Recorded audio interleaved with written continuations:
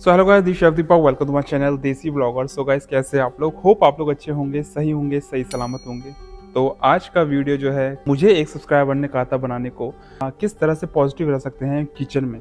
क्योंकि आप जब किचन में काम करते हो तो आपके अराउंड, आपके चारों तरफ बहुत सारी नेगेटिविटी होती है। पॉलिटिक्स के बारे में तो आपने सुना ही होगा, किचन में कितनी पॉलिटिक्स होती है। पर इस चीज़ से बाहर निकलना, किस तरह से आप निकल सकते हो, किस तरह से आप अपने आप को पॉजिटिव रख सकते हो। क्योंकि कई बार सिचुएशन ऐसे आती है कि आप, ऐसा लगता है कि मतलब मैं बस अभी रिजाइन दे दूं या अभी जॉब से चला जाऊं। तो किस तरह से आप अपने आप को पॉजिटिव रख सकते हो, आज की वीडियो में आपको बताऊंगा। सो किचन के अंदर सिर्फ ये नहीं होता कि आपको अच्छा खाना बनाना है, अपने गेस्ट को हैप्पी करना है, इसके साथ साथ आपको अच्छा रिलेशन बिल्डअप करना होता है। और बिल्डअप करना होता है एक सपोर्टिव इन्वायरमेंट। साथ साथ अपनी टीम के साथ आपको ग्रो करना पड़ता है, जिसके लिए आपका पॉजिटिव होना, आपकी टीम का पॉजिटिव होना बहुत जरूरी है। तो आज हम बात करेंगे कि आप किस तरह से पॉजिटिव रह सकते हो अपने किचन में। होप आपको ये वीडियो जरूर पसंद आएगा। अगर पसंद आएगा तो एक लाइक जरूर करेगा। सो बीइंग अ शेफ, ये बहुत ही इंपॉर्टेंट हो जाता है आपके लिए कि आपको पॉजिटिव रहना है अपने स्टाफ के साथ, अपने गेस्ट के साथ या अपने काम के साथ। आपको पॉजिटिव रहना बहुत जरूरी होता है। पॉजिटिव रहने के लिए आपका जो एटीट्यूड है वो राइट होना चाहिए, ना कि आपका एटीट्यूड नेगेटिविटी वाला होना चाहिए। आपका एटीट्यूड राइट एटीट्यूड होना चाहिए, जिससे कि दूसरों को आपके साथ कंफर्टेबल फील हो और वो आप पे ट्रस्ट कर सके। तो दो पॉइंट है उसमें मैं बात करूंगा, जिसमें सबसे पहला जो पॉइंट है वो है सेल्फ रिफ्लेक्शन। तो सबसे पहले तो आपको अपने अंदर झांकना होता है, अपने आप को देखना होता है कि आप कौन सी गलती कर रहे हो। ऐसा नहीं है कि नेगेटिविटी आपकी चारों तरफ है, क्या पता नेगेटिविटी आपसे भी निकल रही हो, क्या पता नेगेटिविटी आपसे भी हो रही हो। तो आपको उसके लिए क्या करना है, सेल्फ रिफ्लेक्शन, अपने अंदर झांकना है और देखना है कि आपके अंदर कौन सी कमी है। सो इसके लिए क्या करना है, सबसे पहले आपको अपने इमोशन को अंडरस्टैंड करना बहुत जरूरी है, अपने रिएक्शन को अंडरस्टैंड करना बहुत जरूरी है। अगर आप देखते हो कोई सिचुएशन ऐसी आती है जहां पर आपके इमोशन, मतलब क्या पता आप रो देते हो, क्या पता आप जिलस हो जाते हो, क्या पता आप चिल्लाने लग जाते हो, क्या पता आप किसी को डांटने लग जाते हो। जब वो नेगेटिव थिंग आती है ना, तो आप क्या रिएक्शन देते हो, आपका इमोशन कैसा होता है, इसको समझना बहुत जरूरी है। क्योंकि उसी चीज पे आपने आगे जाके कंट्रोल करना है। उसके बाद आपको रिकॉग्नाइज करना पड़ता है अपने माइंडसेट को। आपने क्या माइंडसेट बनाया हुआ है अपने अराउंड, अपने लोगों के साथ, अपने एनवायरनमेंट में आपने कौन सा माइंडसेट बनाया हुआ है, कौन सा माइंडसेट आप लेके चल रहे हो, उस पर आपको कंट्रोल करना है। और आपको साथ साथ जो है चैलेंजेस एक्सेप्ट करने हैं। कई सारे चैलेंजेस आते हैं आपके किचन में, आपके डिपार्टमेंट में। तो ऐसा नहीं कि आपको सिर्फ और सिर्फ चैलेंजों से भागना है। मतलब जितने भी चैलेंज आपके पास आ रहे हैं, अगर सपोज आपको बोल रहे हैं कि ये करो, वो करो, कटिंग करो, या ये बॉयल कर लो, या ये रिसीव कर लो, या ये कुक कर लो, कुछ भी तरह का चैलेंज आपके पास आ रहा है तो आपको उसे एक्सेप्ट करना है, जिससे कि आपका जो माइंड है वो पॉजिटिव बना रहेगा और आप कुछ ना कुछ सीखते रहोगे। तो आपके माइंड पे आपका कंट्रोल होना बहुत जरूरी है, जिसके लिए आपको अपने माइंड को माइंड सेट करना होगा। उसके बाद आपको प्रैक्टिस करना होगा माइंडफुलनेस। अब माइंडफुलनेस का मतलब सबसे पहले मैं आपको बता देता हूँ। माइंडफुलनेस का मतलब होता है कि अपने चारों तरफ, अपने एनवायरमेंट में देखना, परखना और उसके बाद कुछ आपको कहना है तो उसके बाद कहना। तो पहले क्या करना है, आपको बोलना नहीं है। कई बार क्या होता है, कई सिचुएशन ऐसी आती है जब आप डायरेक्ट एक्शन कर देते हो, डायरेक्ट रिएक्शन दे देते हो। ऐसा नहीं करना है। आपको सबसे पहले अपने चारों तरफ देखना है, अपने माहौल को देखना है, उसे जज करना है, सोचना है, समझना है और उसके बाद आपको कोई एक्शन या रिएक्शन देना है। तो इसे कहा जाता है माइंडफुलनेस। तो इसको प्रैक्टिस करना बहुत जरूरी है आपके लिए। उसके बाद आपने फोकस करना है प्रेजेंट मोमेंट पर। अब फोकस प्रेजेंट मोमेंट से मतलब क्या है, सपोज करो आपके सामने कोई सिचुएशन हो जाती है, तो आप ये नहीं कि आप पुरानी बातें लेके बैठ जाओ या पुरानी बातें सोच के बैठ जाओ।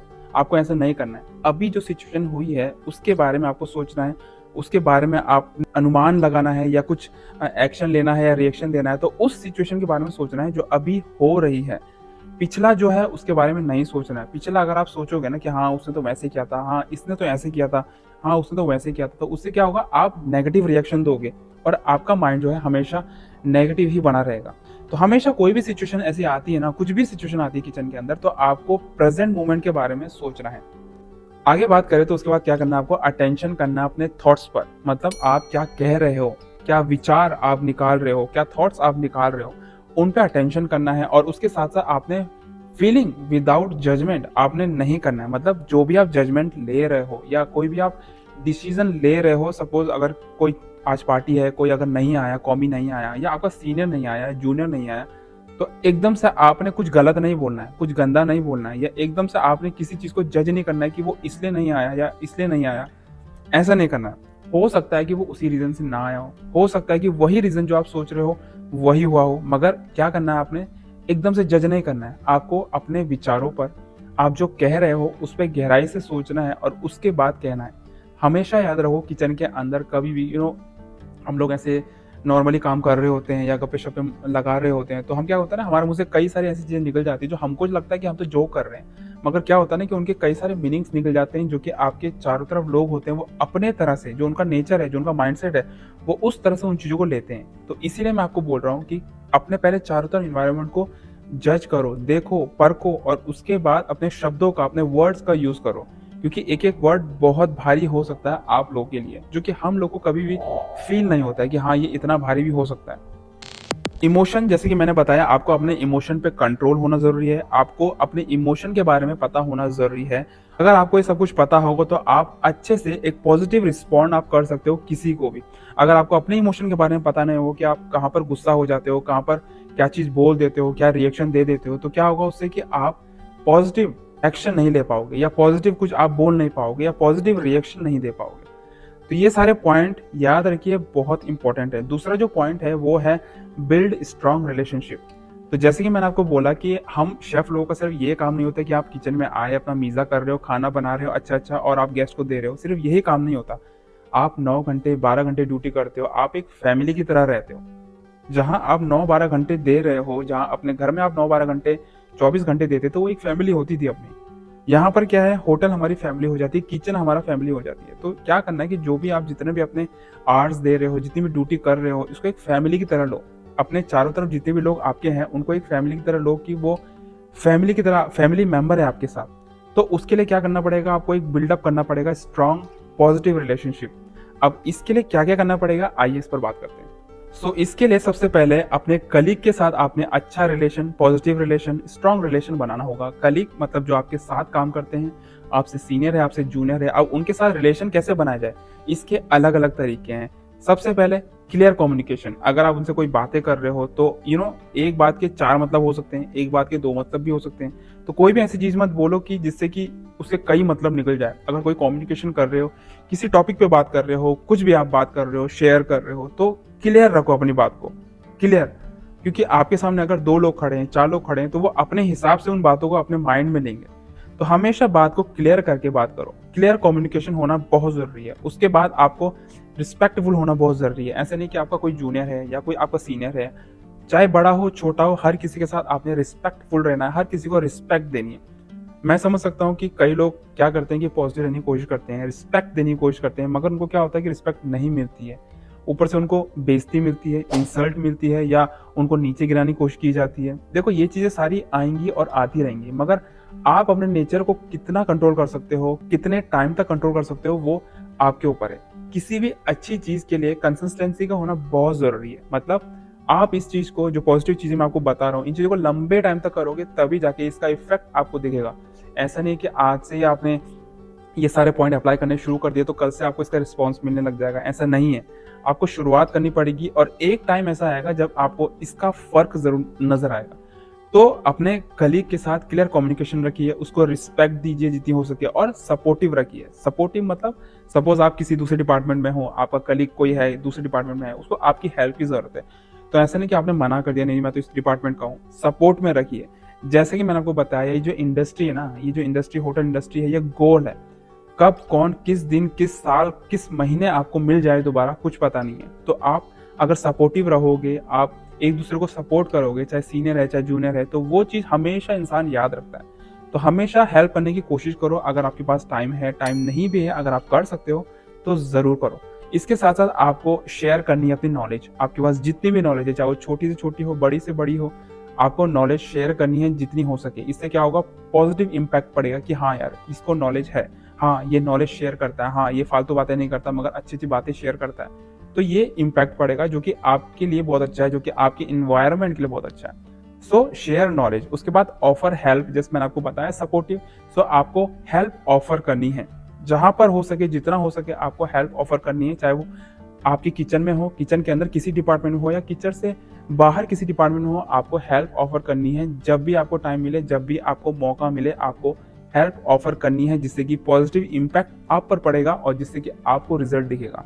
उसके बाद है इंगेज विद वर्कर या एम्प्लॉय या कैंडिडेट्स। इंगेज रहिए उनके साथ, आपके जो भी कलीग है उनके साथ इंगेज रहिए। इंगेज से मतलब ये नहीं कि आप उनके साथ गप्पे शप्पे मारते रहिए, उनके साथ इंगेज रहिए एक पॉजिटिव चीज में। एक जैसे शेयर आप नॉलेज कर रहे हो या कुछ आप काम कर रहे हो तो उसके बारे में पूछ रहे हो, या किसी भी तरह से हो सकता है, तो उनके साथ इंगेज रहिए। चाहे उनकी आप हेल्प कर रहे हो तो इंगेज रहना बहुत जरूरी है। ये नहीं कि आपको टाइम मिला है तो आप फोन में लगे पड़े हो, टाइम पास कर रहे हो, ऐसा नहीं है। आपको अपने कलीग के साथ इंगेज रहना बहुत जरूरी है, जिससे कि उसका ट्रस्ट आप पर बनेगा और उस ट्रस्ट से पॉजिटिव इंपैक्ट पड़ेगा आपके ऊपर और आपके इन्वायरमेंट के ऊपर। बात करना क्या है आपको, सेलिब्रेट ईच सक्सेस। किसी को अगर एम्प्लॉय ऑफ द मंथ मिलता है, एम्प्लॉय ऑफ द ईयर मिलता है, या किसी का ऑफ है किसी का, या किसी का बर्थडे है, या किसी भी तरह से अगर किसी को टिप मिलता है, या गेस्ट ने किसी की तारीफ कर दी, किसी शेफ की तारीफ कर दी, तो आपको क्या करना है, सेलिब्रेट करना है हर एक छोटे सक्सेस को, चाहे वो अपनी हो चाहे वो दूसरे की हो।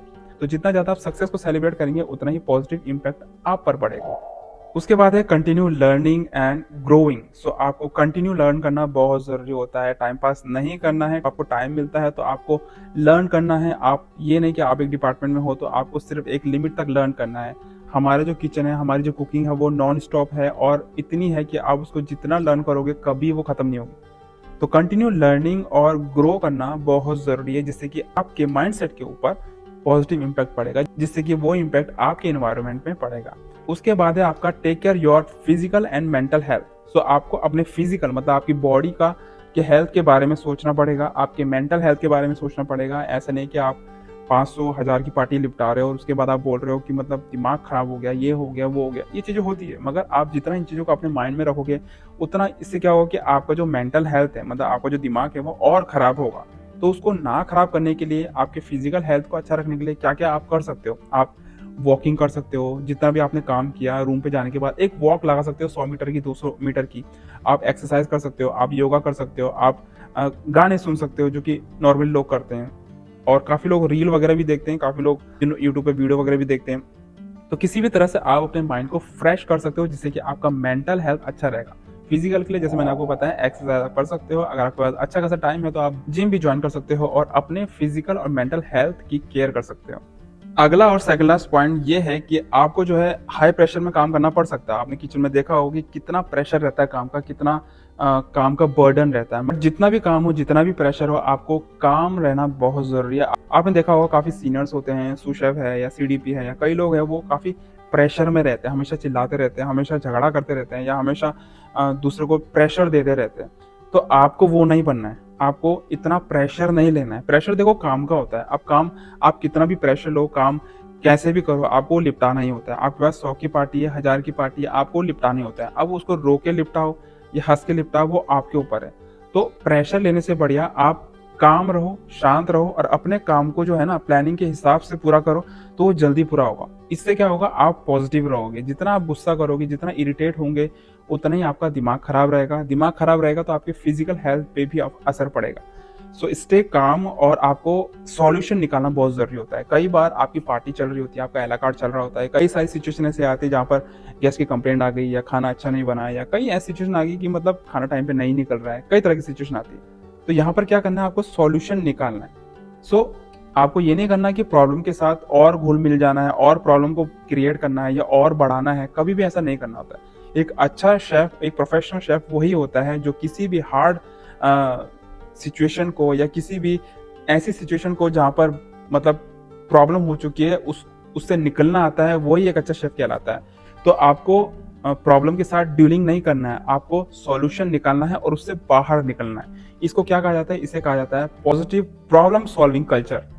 तो आपका इन्वायरमेंट है, जो आपका कल्चर चल रहा है, आपके किचन के अंदर जो आपका कल्चर चल रहा है, वो ऐसा होना चाहिए कि पॉजिटिव के साथ साथ प्रॉब्लम सॉल्विंग होना चाहिए, मतलब प्रॉब्लम को सॉल्व करने वाला होना चाहिए। और लास्ट पॉइंट है यहाँ पर जो कि मुझे बहुत अच्छा लगता है, हैव फन। सबसे सिंपल है, जैसे आपको टाइम मिलता है नोक झोंक करिए, बातें करिए, गपशप लगाइए, मगर एक लिमिट तक। हंसी मजाक करिए, ये करना बहुत जरूरी होता है, जिससे कि एक थोड़ा माइंड फ्रेश हो जाता है और थोड़ी शांति मिलती है माइंड को, थोड़ी राहत मिलती है माइंड को। तो हैव फन, जब भी आपको मौका मिले तो नोक झोंक या आप थोड़ा मजाक, हंसी मजाक भी करते रहिए। तो गाइस, होप आपको आज का वीडियो पसंद आया होगा। अगर पसंद आया तो जरूर मुझे कमेंट पे अपने थॉट ज़रूर दीजिएगा। अगर आप चाहते हैं किसी पर्टिकुलर वीडियो में आपके लिए वीडियो लाऊँ तो मुझे कमेंट में या इंस्टाग्राम पे आप डायरेक्ट मैसेज करके बोल सकते हैं। अगर आपको किसी वैकेंसी से रिलेटेड इन्फॉर्मेशन चाहिए, मेरे पास वैकेंसी आती रहती है, बट फिलहाल अभी मैंने शुरुआत की है इंडिया के लिए। अगर इंडिया में आपको कोई वैकेंसी चाहिए तो ज़रूर मुझे आप इंस्टाग्राम पे अपना रिज्यूमे का स्क्रीनशॉट सेंड करिए। बट याद रखिए, जब भी आप अप्लाई कर रहे हो इंडिया में अगर जॉब के लिए, तो आपको साथ साथ मेरे किसी भी यूट्यूब के वीडियो को शेयर करना होगा और उसका स्क्रीनशॉट मुझे शेयर करना होगा। साथ साथ अपने सीवी का भी स्क्रीनशॉट आप मुझे शेयर करना बिल्कुल मत भूलिएगा। आने वाले टाइम में मैं आपको बता दूं कि फिलहाल जैसे मैंने इंडिया के लिए स्टार्ट किया है वैकेंसी, वैसे मैं अब्रॉड के लिए भी वैकेंसी स्टार्ट करने वाला हूं। सो बने रहिए मेरे साथ। इंस्टाग्राम में अगर फॉलो नहीं किया तो फॉलो कर लीजिए, जो कि है देसी ब्लॉगर। और अगर आपने इस चैनल को सब्सक्राइब नहीं किया तो सब्सक्राइब कर लीजिए और शेयर करना बिल्कुल मत भूलिएगा। अगर ये वीडियो अच्छा लगा तो एक लाइक बनता है। तो guys, hope you like this video. मिलते हैं नेक्स्ट वीडियो में। See you then, see you in the next video. Bye.